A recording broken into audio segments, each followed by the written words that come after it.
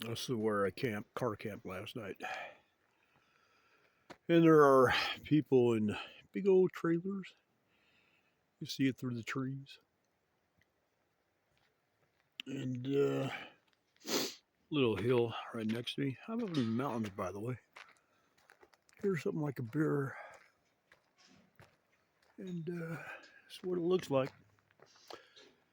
But at least there's other campers and stuff out here. So by the lake, there was nobody. So I feel a little safer. But it's got basically little vault bathrooms, picnic tables, and what they call bear lockers. Big old metal containers that keep the bears from getting into the food, so you put your food in there. Because this is bear country, and lions too. Well, I slept kind of good. It got really cold. I got a jacket on right now. Anyway, I'm going to cut out of here. Probably drive up the lake in a minute. So basically, campground is right over there. You can't see it through the trees, but you cross this bridge. It's a dirt road. About just before that sign that's way down there. If you go too fast, you'll miss it. It's only about a block away. And some of the campsites are almost next to this creek right here.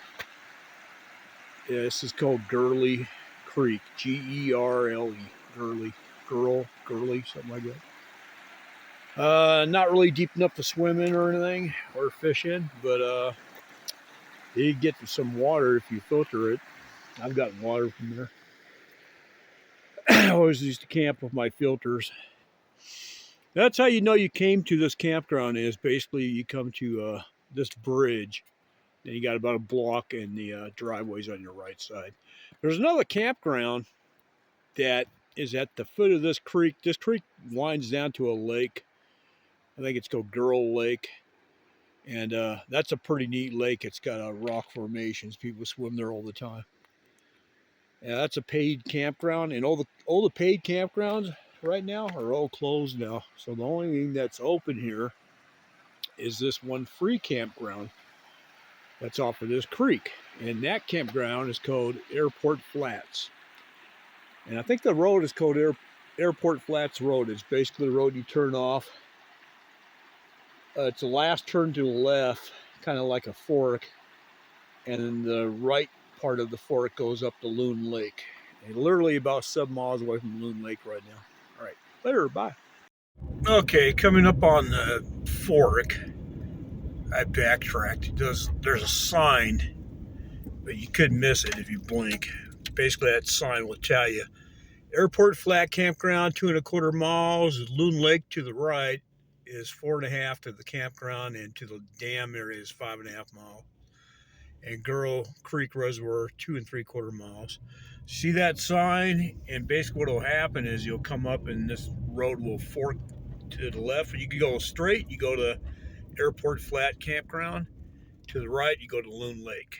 So it's just basically the last fork in the road, and either right or left. And so left of the campground, we're basically straight, and then right to Loon Lake.